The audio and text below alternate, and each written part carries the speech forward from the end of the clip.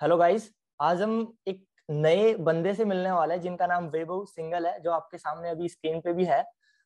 इन्होंने अपनी लाइफ जो जेई का प्रिपरेशन स्टार्ट किया और इन्होंने कैसे अपनी आईआईटी को अचीव किया और कैसे अपनी जेई में बढ़िया स्कोर किया, उसके बारे में हम इनसे जानने वाले होंगे। और ये अपने उस लास्ट के 10 डेज, लास्ट के 30 डेज, जैसे अभी अपनी 24 से एग्जाम स्टार्ट होने वाली है, सबको पता है। तो उस लास्ट के 10 डेज में इन्होंने क्या किया वो भी हम लास्ट में जान रहे होंगे। ये अपनी लाइफ पहले स्टार्टिंग में पूरी स्टोरी बताएंगे, फिर अपनी वो लास्ट के 10 डेज की प्रिपरेशन के बारे में भी बताएंगे अपने को। तो सबसे पहले मैं वैभव सिंगल का वेलकम करता हूँ अपने चैनल में, क्योंकि मेरा सबसे पहला पॉडकास्ट है वो इन्हीं के साथ है। और अभी ये अपना पहला थोड़ा इंट्रो देंगे आपको, फिर हम चीजें स्टार्ट करते हैं। Okay. Sunil, like intro like तो कुछ नहीं, बस नाम वैभव सिंगल है। अभी आईआईटी रोपड़ में पढ़ रहा हूँ। करेंटली थर्ड ईयर में हूँ एंड रहने वाला अलवर का हूँ, अलवर राजस्थान। अच्छा अच्छा। ऐसे। वैसे हमारा सेम हो गया, मैं भी राजस्थान से हूँ, मैं सीकर से हूँ और आप अलवर से हो, वो बढ़िया है। तो वैभव, हम आपसे ये जानना चाहते हैं कि मतलब लाइक आपने जैसे अपनी जेई की प्रिपरेशन 10th के बाद में ऑलमोस्ट स्टार्ट कर ही दी होगी, या फिर कई बंदे होते हैं जिन्होंने स्टार्ट नहीं की होगी। तो हम ये जानना चाहेंगे कि आपने कब ये चीज स्टार्ट की और आपके दिमाग में ये कब आया कि मेरे को जेई में जाना है, आईआईटी करना है। तो इसके बारे में कुछ बताओगे आप? बेसिकली ये ऐसा है कि मेरे घर में मेरी जो सबसे बड़ी बहन है, वो उन्होंने भी आईआईटी जेई का पेपर दिया था। तो लाइक तब से मेरे को थोड़ा सा मन में हो गया था कि तभी मेरे को करना है। ये लगभग ये बात होगी नाइन्थ की। तो नाइन्थ में मेरे को ये एहसास हो गया तो करना तो आईआईटी है। But okay. अब कैसे करना है, इस चीज के मेरे पास रिसोर्सेज नहीं थे, तो स्टार्ट बिल्कुल मैंने 11th में ही किया। बिल्कुल बिल्कुल। अच्छा, आपने 11th में स्टार्ट किया, तो आपने 11th में मतलब फाउंडेशन लिया या फिर आपने कोई कोचिंग वगैरह ज्वाइन की पहले ही, कुछ किया, या फिर 12th तक आपने केवल बोर्ड पे फोकस किया, उसके बारे में कुछ? बेसिकली मैंने बोर्ड पे फोकस तो नहीं किया। बोर्ड 10th में छोड़ दिया था बिल्कुल। 10th में ओके। लास्ट बोर्ड ढंग से दिया था, पर उसके बाद तो मैंने कोचिंग ज्वाइन कर ली थी जिसमें फाउंडेशन किया था। अच्छा, तो आपने कोचिंग वगैरह कहाँ से की, ये कुछ जैसे मेन आजकल अपने बिल्कुल राजस्थान में तो, नई कोचिंग। राजस्थान में बिल्कुल तो एक नई अपने। कोचिंग थी। अच्छा। अपने राजस्थान में भरी हुई है कोचिंग वैसे तो, कोचिंग। लेकिन क्या है, मैं अलवर से हूँ। अलवर में उतने ज्यादा उस टाइम रिसोर्सेज नहीं थे, शायद वो पहली कोचिंग थी जो एक्सटेंसिवली आईआईटी जेईई के लिए खुली थी। एंड तो मेरे को जैसे ही वो दिखी मैं चला गया, मेरा इंटरेस्ट बहुत ज्यादा था। और क्यों मैंने घर से नहीं की, क्यों मैं मतलब घर से की बाहर से नहीं की, इसका रीजन कुछ और था। बेसिकली मेरे को घर वाले बाहर इसलिए नहीं भेजना चाहते थे क्योंकि मेरी हेल्थ वाइज मैं उतना सही नहीं रहता था। अच्छा और मेरा 11th भी आधा ये एक थोड़ी सी मुझे कुछ हेल्थ इश्यू हो गया, तो लगभग 6 मंथ उसमें चले गए थे। अच्छा। तो अच्छा। इसीलिए मुझे बाहर भी नहीं भेजा गया था। अच्छा, तो वैसे फिर घर के अपने आपने, फायदे होते अच्छा फिर आपने अपनी 11th की प्रिपरेशन वहीं से स्टार्ट की, अपने गांव से ही, अपने हैं। डिस्ट्रिक्ट से बिल्कुल ही, अलवर से ही? अपने डिस्ट्रिक्ट से। अच्छा, तो फिर आपने मतलब 12th में कितना परसेंट वगैरह स्कोर किया उसके बारे में? और आपने ये बताओ मेरे को कि अगर कोई बंदा भी इस टाइम पे 12th में है और वो जेई पे भी फोकस करना चाहता है, तो मतलब लाइक उसको किस एवरेज से चलना पड़ेगा कि वो बोर्ड पे कितना फोकस करे और जेई पे कितना फोकस करे? तो उसके बारे में कुछ? बेसिकली ऐसा है, अगर मैं इसको आवर्स में तोड़ूं कि इतने घंटे पढ़ना है, तो अगर मैं हटा दूं हर चीज, तो उसको लगभग 13 आवर्स देने पड़ेंगे। एट मैक्स 13-14 ही होता है ना। इससे ज्यादा आप अगर दोगे तो बर्न आउट हो जाओगे, है ना। तो इतना स्ट्रेस नहीं देना है।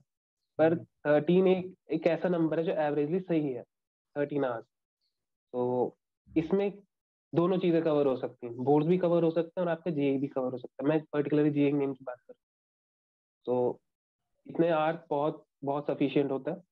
एंड मिनिमम आपको 9 आवर्स तो देने ही हैं इस टाइम पर, क्योंकि काफी ज्यादा पास में आ चुका है जेई मेन तो। एंड 12 बोर्ड भी उतना दूर नहीं है, तो आपको दोनों साथ में लेके चलना पड़ेगा, है ना। प्रेफरेबली मैं ये कहूंगा कि अभी जेई मेन पे ज्यादा ध्यान दो। लाइक अगर आपका 90% ध्यान जो जा रहा होगा जेई मेन पे जा रहा होगा, और मोस्ट ऑफ द कंसेप्ट जो है वो क्लियर हो जाएंगे बोर्ड्स के लिए, तो ये एक प्लस पॉइंट रहेगा।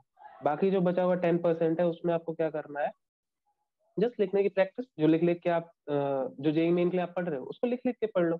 उससे जेई मेन भी तैयार होता जाएगा, आपका जो टेन बिल्कुल परसेंट बोर्ड के लिए भी होता जाएगा। फिर बिल्कुल। आदत पड़ जाएगी लिखने की। ऐसे। हाँ हाँ हाँ बिल्कुल। जैसे नॉर्मल सारे बंदे करते ही हैं, तो वैसे ही सारी चीजें चलनी चाहिए अभी, क्योंकि जैसे जेई का एग्जाम भी बिल्कुल। आ गया, तो अपने को फिर उस पर अभी ज्यादा फोकस करना पड़ेगा। तो मैं ये जानना चाहूंगा कि आपका जो सिलेक्शन हुआ जेई में, तो वो ट्वेल्थ में कितना, मतलब ट्वेल्थ में हुआ या फिर आपने एक साल टारगेट लिया? मेरा जेई 12th के साथ ही हुआ है। 12th के साथ ही मैंने ये एडवांस दिया था, तो उसी में मेरी जो रैंक आई थी उसके बेसिस में मैंने ले लिया, मैंने कोई ड्रॉप नहीं लिया। अच्छा, तो आपने ड्रॉप नहीं लिया मतलब, तो या आपको एक चीज तो होगी, डिफिकल्टी तो आई होगी, आपने एक नॉर्मल कोचिंग ज्वाइन की थी और वहां से आपने अपनी तैयारी स्टार्ट की, तो आपने कोई और सोर्स आपने खोजे या फिर कहीं से निकाले, कि गूगल हो गया, लाइक लाइक यूट्यूब हो गया, जहां से आपने अपनी तैयारी की हो? बेसिकली मैंने कुछ एक चैनल्स देखे थे यूट्यूब के, हम्म। एंड खोजने की कोशिश की थी, बट एक बात क्लियर है एकदम, जो ऑफलाइन कोचिंग में जो माहौल होता है, या यूं कहूँ जो ऑफलाइन कोचिंग कर सकती है वो ऑनलाइन कभी नहीं कर सकती। हाँ हम ये बेशक लॉजिक लगा सकते हैं कि ऑफलाइन और ऑनलाइन में ऑनलाइन बेटर होगा, बट हर चीज लॉजिक से नहीं चलती। एक बिल्कुल इंसान की साइकोलॉजी से भी चलती है। तो अगर बिल्कुल। साइकोलॉजी मन ही नहीं कर रहा, प्रोक्रास्टिनेट ज्यादा कर रहे हो, तो ऑनलाइन वाले रिसोर्सेज कितने ही पड़े हो वो उतने ज्यादा फायदेमंद नहीं हो। तो तो बेसिकली ऑफलाइन कोचिंग ही बेटर होती है, लेकिन रिसोर्सेज मैंने हाँ देखे थे जो बेटर मेरे को लगा था उस टाइम, जिस टाइम मेरी फ्यूल ज्यादा था मेरे अंदर, तो मैंने कुछ एक रिसोर्सेज देखे। अच्छा, तो आप ये बताओगे, आपके मन में कभी ना कभी ऐसे तो आया होगा कि मैं छोड़ दूं, मेरे को जेई नहीं होगा, ऐसा कुछ फेज था आपके मतलब माइंड में, या फिर उसको आपने कैसे डील किया वो कुछ? देखो ऐसा फेज तो बहुत बार आता है जेई में, और जेई का पेपर देने के बाद भी आया था मेरे तो। अच्छा। जेई मेन ही नहीं, जेई एडवांस का पेपर देने के बाद भी आया था कि छोड़ो यार क्या हुआ, छोड़ देते हैं अपने किसी प्राइवेट उसमें चले जाते हैं। हाँ तो ऐसा बिल्कुल होता है। इसके लिए देखो, मेरे तो यही एक अप्रोच रहती थी कि एक स्टार अप्रोच में अपनाऊं जब भी मेरे को ऐसा लगता था। जी। स्टार अप्रोच में ऐसा है कि आप सिचुएशन देखो, सिचुएशन क्या है, ये पेपर देने से पहले की बात है, पेपर देने के बाद तो ऐसा कुछ नहीं लगाना होता। हाँ तो पेपर देने से पहले ये था कि स्टार अप्रोच मैं यूज करता था। स्टार में जी। मैं पहले देखता था सिचुएशन क्या है, कि ये सिचुएशन है, मेरे को ऐसा क्यों फील हो रहा है, मेरे टॉपिक्स कौन से बढ़िया नहीं है, या किन किन टॉपिक्स में मैं बढ़िया हूँ और कौन कौन से टॉपिक्स में नहीं हूँ। तो एक सिचुएशन मेरे को पता चल गई, तो आपको एक्सेप्ट करना पड़ेगा कि ये सिचुएशन है। ये पहले बिल्कुल हो गया। बिल्कुल। देन मैं टारगेट सेट करता था कि अब मेरा टारगेट क्या है, क्या सोच के मैं आगे बढ़ूंगा। तो बिल्कुल मेरे को पहले सिचुएशन दिखती थी, फिर मैं टारगेट को सेट करता था। देन एक अप्रोच लगाता था कि इस टारगेट को अचीव करने के लिए लगभग मेरे को कितना समय लगेगा, या फिर किस किस चीजों को मैं करके चलूँ, तो एक अप्रोच मैं बनाता था। एंड देन उसमें जब मैं चलता जाता था, उस अप्रोच को यूज करता जाता था, जैसे महीने भर की मैं एक अप्रोच बनाता था, मैं उसको यूज करता हुआ चलता था। देन एक रिजल्ट वाला फेज होता है, आर स्टार में, आर रिजल्ट। तो जितने मेरे को रिजल्ट दिखते जाते थे उनको लेके मैं फीडबैक लेता था, और इस अप्रोच को बढ़ाता जाता था, इस अप्रोच को एफिशिएंट करता जाता था। अच्छा, तो उससे काफी ज्यादा टाइम वेस्टिंग बचती है। तो ये ठीक है बिल्कुल। अच्छा, आपने कभी मतलब ऐसा कुछ किया है, हमारे साथ हुआ था कि जैसे मेरे को जेई में डिफिकल्टी आ रही है, तो जेई में डिफिकल्टी के टाइम मैं अगर मतलब मैं सोच रहा हूँ कि मैं चीजें छोड़ दूं, सारी चीजें मेरे से नहीं हो रही कवर, तो मैं ऐसा करता था कि कुछ टाइम के लिए मैं ब्रेक ले लेता था, कि अभी 2-4 दिन कोचिंग नहीं जाना, 2-4 दिन कुछ नहीं करना, तो सारी चीजें मैंने छोड़ दी जो 2-4 दिन के लिए। तो आपने कभी कुछ ऐसा किया? और या बेसिकली ऐसा करने के लिए मेरे पास टाइम था नहीं, अच्छा। क्योंकि मैं 6 महीने तो पहले ही अपने एक बीमारी के चक्कर में खराब कर चुका था, तो मेरे पास बैकलॉग बहुत ज्यादा था। तो ऐसा कुछ एक दो दिन का तो नहीं, बट मैं एक दो घंटे का तो रेस्ट लेता था, ऐसे आराम से कुछ खेल लिया, मोबाइल में कुछ देख लिया, यूट्यूब चला लिया। तो ऐसे मतलब ऐसा होता था कि शुरुआत में मेरा 11th का मैं बताता हूँ, 11th में तो मैं ऐसे पढ़ता था 15 मिनट पर डे, खत्म। अच्छा। इससे ज्यादा कुछ नहीं। 12th में ऐसा होता था कि मेरा जा रहा होता 10 घंटे प्लस, अपार्ट फ्रॉम कोचिंग। तो ओके। ये डिफरेंस क्रिएट करता है, क्योंकि हार्डवर्क हर कोई करता है। या ये मतलब बिल्कुल जिसका बात। भी जेई निकल रहा होता है वो हार्डवर्क हर को ही करता है, तो हार्डवर्क से तो मतलब आप नहीं बच पाओगे। हाँ, अपने को मतलब मेहनत तो करनी ऐसा होगी कुछ उसके। छोड़ने वाला जो होता है कि एक दो दिन छोड़ देते हैं, ये वाला फेज तो मत ही लाओ। हाँ ब्रेक ले लो, ऐसा हो सकता है कि एक दिन छोड़ दिया कोई दिक्कत नहीं, बट हाँ वो दो पे नहीं जाना चाहिए। हाँ ये बिल्कुल सही है, लेकिन कई बार ऐसा होता है ना, डिफिकल्टी आती है, उसके चक्कर में कई बच्चे होते हैं कि जो ऐसे सोचते हैं कि अभी नहीं होगा मेरे से, बिल्कुल नहीं होगा, तो उसके चक्कर में वो सारा छोड़ देते हैं कि अभी बस जाना है। तो वो चीजें नहीं करनी चाहिए अपने को, ये यहाँ से अपने को पता लगती है। और अभी मेरे को ये बता सकते हो आपकी, जैसे आपने बताया कि 12th में जब आप थे तो उस टाइम पे क्या आपका रूटीन था, मतलब आप कैसे फॉलो करते थे पूरे दिन को, या फिर कैसे मैनेज करते थे कि मेरे को ये चीजें करनी है, अगर कहीं पे शादी वगैरह आ गई तो वहां पे जाना है या नहीं जाना, या फिर क्या करना है वो चीजें। और शाम को अगर आपको कोई खेलने जाना है, या मतलब कोई गेम वगैरह जो आप रेगुलर अपने घर पे भी खेलते थे, तो उसके बारे में कुछ कहना चाहोगे? तो इसमें ऐसा होता था, बेसिकली हमारे 2 बार टाइमिंग चेंजेस हुए थे कोचिंग के। पहले हमारा शिफ्ट था सुबह, लगभग 7:30 स्टार्ट हो जाती थी क्लास एंड 1:30 बजे खत्म हो जाता था। तो उस फेज का मैं बताता हूँ। मैं उस टाइम लगभग 11 बजे सो जाता था। सुबह हम्म। उठते हैं, हम्म। उठने के बाद बेसिकली मैं लेट ही होता था, तो लेट में बहुत तेज भागता था। हाँ। कोचिंग पहुंचने के बाद कोचिंग के अंदर तो जो कर सकते हैं वो करते थे। उसके बाद आने के बाद का स्टार्ट करते हैं हम टाइम टेबल। हाँ। तो आने के बाद तो पहले तो बैग पटका, अपने आराम से 1 आध घंटे सोए, हाँ बिल्कुल। क्योंकि जितना भी वो प्रोसेस प्रोसेस करने के लिए टाइम चाहिए उतना ज्यादा हमको दे दिया है कोचिंग के। बिल्कुल। अब उठता था, शीट्स लगाता था, खत्म। पढ़ने का मतलब वापस उसको रिवाइज तब करता था जब सोने से जस्ट पहले। ओके, मतलब जो अपने को चीजें आज अपने को कवर करवाई क्लास में, और अपने को जैसे सीट्स वगैरह मिलती है, मॉड्यूल वगैरह मिलते हैं, वो चीजें हमने अपने रूटीन में डाल ली कि वही जितना। चीजें डालनी है। और इसमें ऐड करने के लिए क्या कर सकते हो, बीच में जो ब्रेक लेते हो ना, उसमें यूट्यूब खोलो।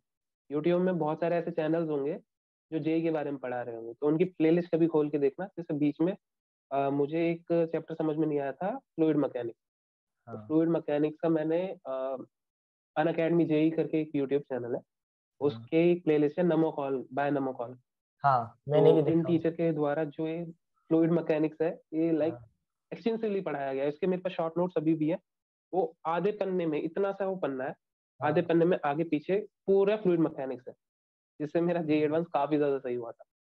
नहीं बिल्कुल, क्योंकि तो ये बहुत सही होता है जो बीच बीच में आप यूट्यूब खोल के एक एक्स्ट्रा सोर्स से पढ़ रहे हो।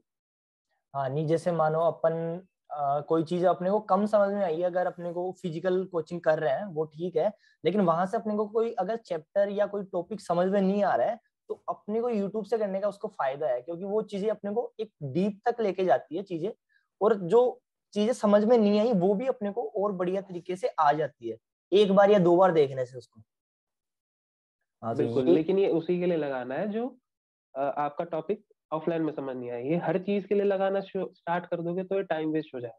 ये आपको पूरा का पूरा सिलेबस ही यूट्यूब से करना, तो खराब हाँ। होता है टाइम। अभी आप ये बताओगे, कुछ गेम वगैरह आपने डिसाइड कर रखा था मेरे को शाम को 1-1.5 घंटे खेलना है, या फिर कुछ 1-1.5 घंटे मतलब टाइम को बचा के थोड़ा अपने को माइंड को फ्रेश करना है, या फिर कुछ घूमने जाना है, टहलने जाना है, वो आपने किया? बेसिकली ये मेरा रेगुलर नहीं होता था, बट कभी कभार मैं खेल लेता था बाहर, अगर कोई और खेल रहा होता था तो। बाकी ऐसा कुछ रेगुलर नहीं होता था। कभी टाइम बचता था बाहर चला जाता था, बाकी बाहर तो मोस्टली तो नहीं गया। फोन पे कुछ खेलने के लिए मेरे पास उस टाइम कुछ था नहीं, मैंने रखा भी नहीं, तो मुझे ऐसा कुछ याद नहीं है मैंने कुछ खेला है उस टाइम।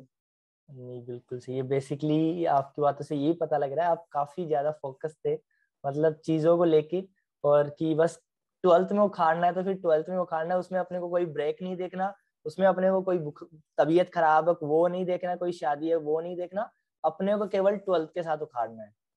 तो आपके दिमाग में बिल्कुल, केवल।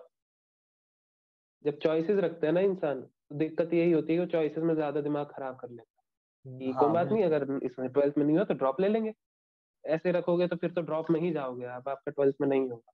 हाँ बिल्कुल। चॉइसेस को थोड़ा खत्म करो, थोड़ा थोड़ा मतलब नैरो डाउन करो अपनी, मतलब जितना फैला हुआ है उस चीज को, तो बिल्कुल। पता चलेगा कि एक है टारगेट, इसको अचीव कर लो। और वो बस। बकवास होती है जो पहले कोई टॉपर्स कहते हैं कि मैंने तो 5 घंटे नेटफ्लिक्स देख लिया। वो सब देखो पब्लिसिटी के लिए होता है, हर किसी को पता होता है वो चीज। बिल्कुल ऐसा ये कुछ सारी नहीं होता कि चीजें। 5 घंटे कोई नेटफ्लिक्स कर लिया और पढ़ लिया, ऐसा नहीं और होता। फिर उसका मन ना करे कि वो दूसरे दिन ना देखे, हो ही नहीं सकता। अगर एक दिन पॉसिबल बंदा नहीं है। 5 घंटे देख रहा है तो दूसरे दिन पक्का ना पक्का वो 3 से 4 घंटे देखेगा। 1 घंटा कम कर सकता है, आराम से। लेकिन उसका फिर महीने भर का रूटीन हो जाएगा वो तो। और वो पॉसिबल है नहीं कि बंदा 3-4 घंटे अपने वेस्ट भी कर रहा है और IIT जेईई में भी बढ़िया रैंक निकाल रहा है, वो नहीं हो सकता। तो ये चीजें पॉसिबल नहीं होती। तो उनसे थोड़ा सा कम आइडलाइज करें उन लोगों को, क्योंकि वो सिर्फ पब्लिसिटी का स्टंट होता है। बिल्कुल, ये चीजें हमने भी देखी थी, मतलब काफी सारी चीजें जब हमारी फेज थी तो हमने भी चीजें देखी। मैं कहा कि अगर इतना इजी है तो फिर हो क्यों नहीं रहा, हमारे से क्यों नहीं हो रहा। बेसिकली हमने टारगेट लिया। तो 12th में देखा जब बंदे बता रहे हैं ऑनलाइन में कि यार हमने 1-2 घंटे खेलना भी प्रीफर किया डेली, 1-2 घंटे घूमना भी किया, सोना भी बढ़िया किया, और हमने टीवी वगैरह भी देखे। तो मैंने सोचा कि यार ये हो कैसे रहा है, मतलब हम पूरे दिन बैठ के पढ़ रहे हैं फिर भी हमारा नहीं हो रहा, तो फिर ये चीजें कैसे पॉसिबल हो रही है। तो वो चीजें फिर पता लगी जब अपन ने खुद ने किया, तो पता लगा कि यार ये चीजें सब बताने की होती है, बंदा करता कुछ अलग है, बताता कुछ अलग है। अपनी जैसे 24 से जेईई का एग्जाम है, तो एक बंदे के, हर बंदे के मन में डर होता है कि एग्जाम आ रहा है। आज 15 तारीख हो गई, अभी हम शूट कर रहे हैं, तो अभी 9 दिन बचे अपने पास, 9 या 8 दिन, ठीक है। तो उसमें हर बंदा डरा हुआ होता है कि यार मैंने सपोज 80% कोर्स कर लिया मैंने कंप्लीट, या फिर 90% कर लिया, तो अभी मेरे पास 10% या 15% जो भी मेरा कोर्स बचा है, तो उसके दिमाग में ये आता है कि मैं इसको छोड़ू या फिर मैं इसको कर लूं, क्योंकि एक बढ़िया रैंक निकालनी है अपने को। तो वो चीजें उसके दिमाग में आएगी। तो आप इसके बारे में क्या कहना चाहोगे कि आपके अगर ये बैकलॉग था 10% का या 15% का, तो आपने क्या किया और क्या सजेशन देना चाहोगे आप अभी के टाइम पे। ठीक। तो बेसिकली ऐसा है कि अभी टाइम तो काफी कम बचा हुआ है। तो आप उन चीजों को छोड़ सकते हो जिन चीजों में बहुत ज्यादा डीप जाना होता है। फॉर एग्जाम्पल, फिजिक्स का कोई भी ऐसा जो बहुत ज्यादा डीप सोचना पड़ता है जिसमें चैप्टर में, तो वो चैप्टर आप अगर आपका छूटा हुआ है तो उसको आप छोड़ सकते हो बिल्कुल। क्योंकि रे ऑप्टिक्स जैसे ऐसा चैप्टर है कि इसमें दिमाग लगाना पड़ेगा, तो उसको अगर आप बिल्कुल अब स्टार्ट करने वाले हो तो छोड़ दो, उसकी कोई दिक्कत नहीं। बिल्कुल बिल्कुल। बट ऐसे कुछ एक चैप्टर्स होते हैं जो लास्ट में बहुत ज्यादा मदद करते हैं, जैसे केमिस्ट्री इन एवरीडे लाइफ। हाँ ये बहुत ज्यादा छोटा सा चैप्टर है, बट इसको कई बंदे छोड़ कर जाते हैं। और बिल्कुल। मेरे साथ ऐसा हुआ था कि मेरे जो सेशन था मेरा सेशन था 7 जनवरी 2020। 20। तो और फर्स्ट ही सेशन था, मॉर्निंग सेशन। तो उसमें क्या है, केमिस्ट्री एंड एवरीडे लाइफ से 2 क्वेश्चंस आ गए थे जो किसी भी बड़े चैप्टर से नहीं आए थे। हाँ तो बिल्कुल एक ये। इतने से चैप्टर से 2 क्वेश्चंस आना बहुत बड़ी बात है। बिल्कुल। और ऐसे ही एक और चैप्टर मुझे याद है, बायोमोलिक्यूल। तो हाँ उसमें से हाँ। शायद कोई क्वेश्चन आया था, बट मेरे सेशन में नहीं था वो। तो इस तरह के चैप्टर्स को अगर आप अभी छोड़ रहे हो तो बिल्कुल ना छोड़ें, अभी इनको करने के लिए टाइम है और यही बेस्ट टाइम है। तो और ये पढ़ाए भी नहीं जाते कोचिंग्स वगैरह में, अगर पढ़ाया भी जा रहा होगा बहुत छोटा सा पढ़ाया जा रहा होगा, तो इनको आप स्टार्ट कर सकते हो। ये बहुत ज्यादा मतलब इस टाइम पे बहुत ज्यादा बेनिफिशियल होता हम्म, है। एंड जैसे छोटे छोटे चैप्टर्स हो गए, अगर मैं फिजिक्स में बात करूँ तो फिजिक्स में हमारा एक चैप्टर होता था एक्सरे करके, या फिर हाँ मॉडर्न फिजिक्स, इस मॉडर्न नाम फिजिक्स। से हमारे चैप्टर्स होते थे। तो बेसिकली उनमें ज्यादा कुछ दिमाग नहीं लगाना होता था, हमारे पास फॉर्मूला होते थे। फॉर्मूलाज को उठाओ, पुट करो आंसर। तो ये वाली चीज अगर आपकी रह रही है तो ये वाली चीज कर सकते हो। बट ऐसी कोई भी एक्सटेंसिव चीज ना उठा लेना जो बहुत ज्यादा टाइम ले लेगी और बहुत ज्यादा डीप सोचना पड़ता है। मैकेनिक्स को तो हाथ भी मत लगा। मैकेनिक्स अगर अब तक नहीं हुई तो आगे भी शायद नहीं हो पाएगी। आप बिल्कुल उसको अभी तो नहीं कर पाओगे। हाँ, पेपर देने के बाद शायद आप बोर्ड्स के लिए या फिर जेईई एडवांस के लिए कर पाओ उस चीज को, हाँ। बहुत मतलब बहुत अच्छा कर पाओगे उनको। बट अभी के लिए तो मैकेनिक्स तो छोड़ दो, अगर मैकेनिक्स जैसा टॉपिक रह रहा या फिर अपने पास सेकंड अटेम्प्ट भी है, उसके लिए भी हम ये अटेम्प्ट देने के बाद में उनको कवर कर सकते हैं। है। बिल्कुल कर सकते हैं, बट मैं ये कहूंगा कि फर्स्ट अटेम्प्ट को जितना ज्यादा अच्छे से कर सको उतना ज्यादा अच्छे से करो, क्योंकि फर्स्ट अटेम्प्ट में अगर आपके मान लीजिए एक्स मार्क्स आ रहे हैं, तो आपको सेम परसेंटाइल अचीव करने के लिए सेकंड अटेम्प्ट में 1.5x मारना पड़ेगा। क्यों? क्योंकि बाकी लोग भी बहुत ज्यादा मेहनत करते हैं उसमें। जो फर्स्ट अटेम्प्ट में होता है, आधे से ज्यादा बच्चों का सिलेबस कवर ही नहीं होता। तो ये कंपटीशन तो सीधा ही हट गया। बिल्कुल। और उसमें क्या होता है कि ये जिन्होंने कवर कर लिया वो मतलब ये इतना कवर कर लिया अगर 50%, तो वो 100% कवर कर लेते हैं उसमें। प्लस हम्म, जो बचे हुए बच्चे थे आधे, जिन्होंने सिलेबस कवर कर लिया था पूरा, और वो 2x कर लेते हैं उस टाइम तक। तो उसमें बिल्कुल क्या है, काफी ज्यादा कंपटीशन बढ़ जाता है। आखिर में तो परसेंटाइल एक रिलेटिव चीज है, तो उस रिलेटिव चीज को भी ध्यान में रखकर तभी आप कुछ करें। तो बिल्कुल। फर्स्ट अटेम्प्ट में जितना ज्यादा फोड़ा जा सकता है उसमें कोशिश कर। हाँ, अगर कोई टॉपर बंदा है, अगर उसने 2x कर लिया, तो 2x करने के बाद में उसका मतलब, अगर फर्स्ट अटेम्प्ट में मान सपोज कर सकते हैं अपन 150 स्कोर जा रहा है 300 में से, तो ऑब्वियस सी बात है उसका मतलब 250 तक तो चला जाएगा सेकंड अटेम्प्ट में। अब वो डिपेंड नहीं करता कि अपने कितने आ रहे हैं, वो डिपेंड करेगा परसेंटाइल पे कि उस बंदे के कितने आए हैं, मैक्सिमम पे डिपेंड करेगा। वही तो फिर उससे अपनी परसेंटाइल वैसे डाउन हो जाएगी, सीधी बात है। तो अपने को तो वो तो फर्स्ट इसलिए अटेम्प्ट। होता है कि आपका पेपर ये वाला बिगड़ गया फर्स्ट अटेम्प्ट, वो इसलिए नहीं होता कि ये वाला छोड़कर ही आ जाओ। हाँ बिल्कुल। बेसिकली ये चीज है, ये डिफरेंस है दोनों। वैसे अपन, जैसे आपने बताया कि केमिस्ट्री में जो अगर छोटे चैप्टर है जिनसे ज्यादा क्वेश्चन आ रहे हैं, तो वो चीजें हम कवर कर सकते हैं इन दिनों में, अगर हमने नहीं किया है पहले। और मेरे को याद आ रहा है कि मैथ्स में भी कुछ ऐसे चैप्टर थे अपने पास कि उनमें से फिक्स है कि दो एक क्वेश्चन आना है। मैथ्स में भी 3-4 अपने पास चैप्टर थे, उनमें से जैसे एक चैप्टर था स्टैटिस्टिक्स, उसमें से बिल्कुल एक क्वेश्चन फिक्स था कि इसमें से एक क्वेश्चन आना है। उसके अलावा 2-3 चैप्टर बिल्कुल। और थे, जैसे स्टैटिस्टिक्स के साथ ही एक चैप्टर होता है और आता है, मतलब उसका ये नाम याद नहीं आ रहा मेरे को, लेकिन 2-3 एक चैप्टर हाइट थे। एंड डायमेंशंस होता है जिसमें ट्रिग्नोमेट्री बेसिक यूज हो रही होती है। हाँ हाँ, बेसिक वाला, वहां से भी एक क्वेश्चन आता है बिल्कुल। तो एक लिमिट्स वाला हो गया, लिमिट से तो हमेशा क्वेश्चन आता ही है, तो वो भी हम छोड़ नहीं सकते। तो ये चीजें हमारे को कवर कर लेनी चाहिए कि जो लास्ट प्रीवियस ईयर में कहाँ से क्वेश्चन आ रहे हैं पक्का वाले, उनको कर लो। जो लग रहा है कि मतलब नहीं आएगा या फिर 50% आने के चांस है, तो उनको हम छोड़ सकते हैं। हाँ, और या फिर ऐसा हो सकता है बिल्कुल कि अगर कोई चैप्टर काफी ज्यादा डिफिकल्ट है और काफी ज्यादा लेंथी है, तो उसको तो हम मतलब टच ही ना करें, बिल्कुल हटा दे अपनी जगह से, कि उसका क्वेश्चन तो छेड़ना ही नहीं है हमारे को। तो उससे हमारा एग्जाम में टाइम बच जाएगा। बिल्कुल। अच्छा, तो वो आप लास्ट में ही अटेम्प्ट कर रहा है अगर एग्जाम में आ भी जाता तो। अच्छा, तो आप ये बताओगे अभी कि आपने जैसे मान लो अपना अटेम्प्ट देने गए जेईई मेन का, तो आपके पास कुछ ऐसे चैप्टर होंगे जिनको आपने या तो आधा कवर किया या फिर 25% कवर किया, या फिर आपने बिल्कुल भी कवर नहीं किया, कि ये चैप्टर हटाने हैं मेरे को, तो उनके बारे में बताओगे आप? बिल्कुल। अ, इस तरह के चैप्टर्स थे जैसे रोटेशनल मैकेनिक्स होता है, रोटेशनल डायनामिक्स इस हम्म। नाम से एक चैप्टर फिजिक्स में होता था। तो ये मेरा बहुत ज्यादा अच्छा नहीं था, बट ये जेई एडवांस तक मेरा वन ऑफ द बेस्ट मतलब चैप्टर था। तो मैंने उस पर वर्क किया था, but JEE main first attempt में ये मेरा उतना ज्यादा अच्छा नहीं था। अगर मैं और मैथ्स के चैप्टर की बात करूँ तो इलिप्स मेरा उतना ज्यादा बढ़िया नहीं था। पैराबोला तक मेरा काफी सही था, उसके बाद जितने भी आते पहले इलिप्स और हाइपरबोला तो वो उतना हाइपर। ज्यादा बढ़िया नहीं था, तो मैं उनको लगभग छोड़ने वाला था और छोड़ ही दिए थे मैंने। हाँ हाँ। एंड एक एपी होता है, देन जीपी होता है, देन एक एचपी होता है, तो मैंने एचपी। एचपी वाली चीज छोड़ दी थी। अच्छा, एचपी वाली, क्योंकि हाँ। एचपी के ना मेरे को फॉर्मूला सही से याद हो रहे थे, ना उसमें कुछ एक्सटेंसिव मेरे को कुछ दिख रहा था, तो मेरा गट फीलिंग था कि इसमें तो कुछ नहीं होने वाला, मैंने हाँ। छोड़ दिया। अच्छा, आपने वहां पे छोड़ दिया उसको। और बिल्कुल, और मैंने सेम केमिस्ट्री में भी किया था, बट वो वाला चैप्टर गॉड ग्रेस मेरे उसमें आया ही नहीं। तो वो शायद था सॉलिड स्टेट का। सॉलिड स्टेट, हाँ, जो फर्स्ट चैप्टर होता है आरबीएससी बोर्ड का, वो सॉलिड स्टेट ही होता है। और वही। तो कैसे ये चीज हुई कि मैंने भी सॉलिड स्टेट सारा चैप्टर छोड़ के गया था, जबकि बोर्ड के लिए मैंने काफी अच्छा प्रिपेयर कर लिया था उसको।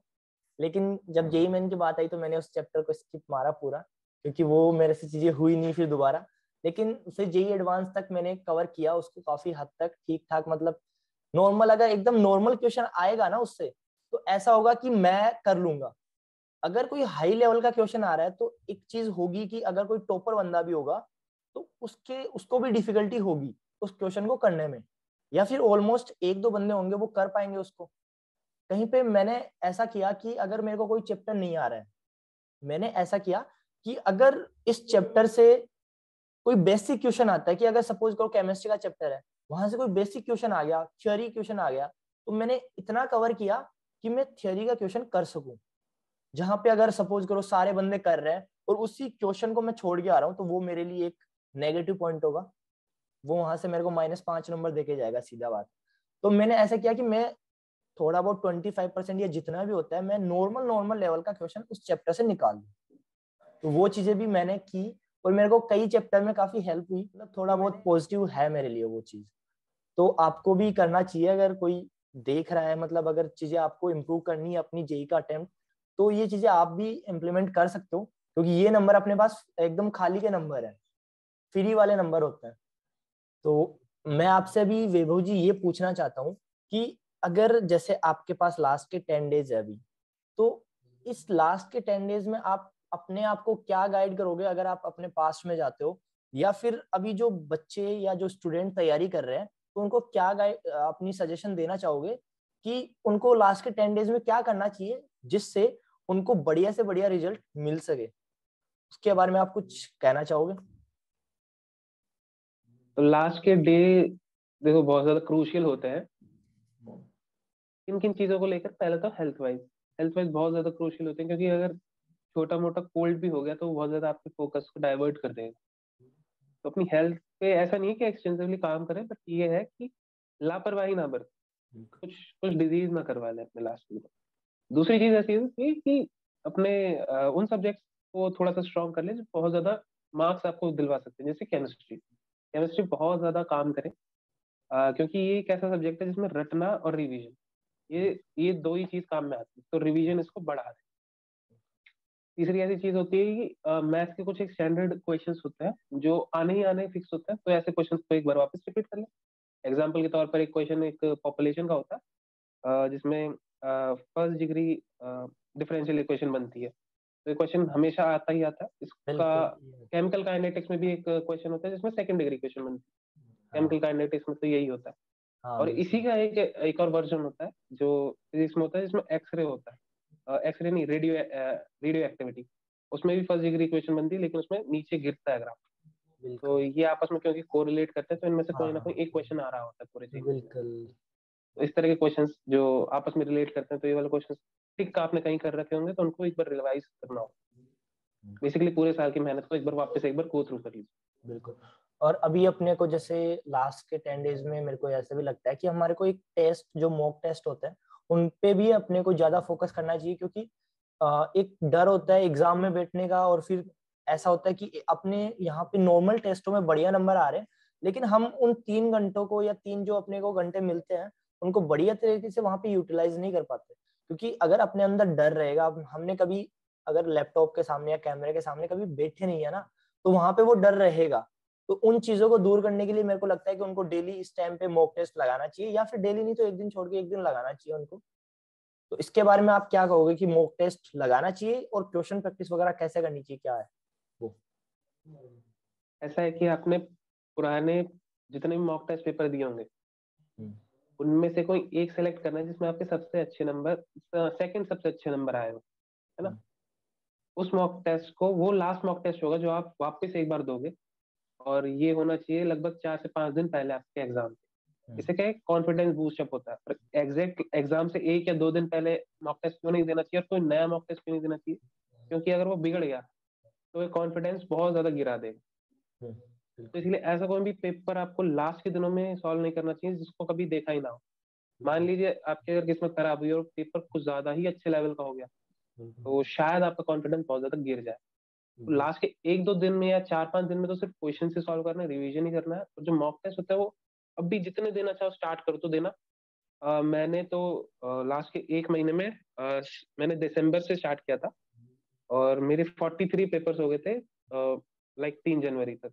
तो मैंने कई कई दिन तो 2-2 पेपर भी दिए, लाइक सुबह दे दिया, एक शाम को दे दिया। मुझे ऐसा लगता था कि मेरा शाम को भी आ सकता है, तो दे दिए थे मैंने शाम को भी। कभी सुबह दे देता था, कभी दोनों टाइम देता था, कभी शाम को देता था, तो ऐसा करता था। तो इस तरह की अप्रोच यूज कर सकते हो, बट 4 दिन पहले बंद कर देना मॉक टेस्ट पेपर देना। लास्ट जो पेपर दो तो आपका बेस्ट पेपर होना चाहिए, सेकंड बेस्ट पेपर होना चाहिए। बेस्ट क्यों नहीं, अ, मान लीजिए अगर आप बेस्ट पेपर में भी आपके नंबर नहीं आए, तो वो भी कॉन्फिडेंस गिरा देगा। बेस्ट पेपर में नंबर नहीं आए तो वहाँ क्या है। तो इसीलिए सेकंड बेस्ट दे देना है, कि एक लॉजिक अपने अंदर रहेगा कि ठीक है, ये अपना बेस्ट पेपर नहीं था, सेकंड बेस्ट था पेपर। बिल्कुल ये बात भी सही है। और मतलब अपने को ये है कि बेसिकली नए मॉक टेस्ट अभी नहीं छेड़ने अपने को, जैसे अभी 2-3 दिन तक अपन देख सकते हैं, फिर जो हमने मॉक टेस्ट पहले दिए उनको हम इम्प्रूव कर सकते हैं, उनमें जो अपने मिस्टेक की जैसे कोई क्वेश्चन अगर हमने अटेम्प्ट नहीं किया या फिर कोई गलती की हमने, तो उनको हम अभी कवर कर सकते हैं। और ऐसा है कि लास्ट में 4-5 दिन पहले अपने को करना है कि जो मॉक टेस्ट हमने सेकंड लास्ट वाला जो हमारा सबसे बेस्ट गया है, सेकंड लास्ट बेस्ट, तो उसको हम वहां पे दे सकते हैं 3-4 दिन पहले, ताकि हमारे का कॉन्फिडेंस इंप्रूव हो जाए। वो ठीक, बिल्कुल ठीक है। और अपने को एक चीज मेरे को ये भी लगता है कि जैसे अपने पास लास्ट में 3-4 दिन बचते हैं, तो कई बच्चे ऐसे करते हैं कि अगर एग्जाम अपनी 24 की है, तो 24 से अपने को अगर 3 दिन बचे हैं हमारे पास, तो क्या ऐसा है कि मेरे को उन लास्ट के 3 दिन में दोबारा से पूरा रिवीजन करना चाहिए तीनों सब्जेक्ट का एक बार, ताकि मैं एक ऊपर ऊपर से सारी चीजें मैं दोबारा से निकाल सकूं उनमें से, या फिर मेरे को सिलेबस जो भी है वो पूरा पहले से कवर करके रखना है, ऐसा कुछ है? ये डिपेंड करता है। अगर आपका सिलेबस एटलीस्ट 2 बार आपका रिवीजन हो चुका है, तो आप तीसरी बार ये वाली चीज कर सकते हो कि लास्ट के 3 दिन में पूरा सिलेबस के एक माइंड मैप्स बना लो। दिमाग में छप जाना चाहिए कि ये वाला चैप्टर ऐसा है, ये वाला चैप्टर ऐसा है। पर ये तभी करे जब आपका 2 बार सिलेबस हो चुका हो, बिल्कुल बाय योर एंड, ना कि कोचिंग के एंड पर। आपके एंड बिल्कुल। पर 2 बार सिलेबस हो चुका हो, इसके बाद ये वाली चीज करनी चाहिए कि माइंड मैप्स क्योंकि बन जाते हैं ना, हम्म चीजें समझ में आने लग जाती हैं। क्वेश्चंस भी ऐसे लगने लग जाएंगे कि ये वाला आंसर ये होना चाहिए। अब प्रूव करोगे आप पेन एंड पेपर से ये वाला आंसर है। हाँ हाँ तो ऐसा बिल्कुल होता है। ये बेसिकली होता है तब जब आप सेकंड अटेम्प्ट दे रहे हो। इसीलिए सेकंड अटेम्प्ट में आप स्कोर ज्यादा करना पड़ेगा आपको, सेम परसेंटाइल लाना। बिल्कुल। तो बट इसमें क्या होता है, इसमें आपके पास इतना समय नहीं होता कि 2 बार आप सिलेबस कर लो।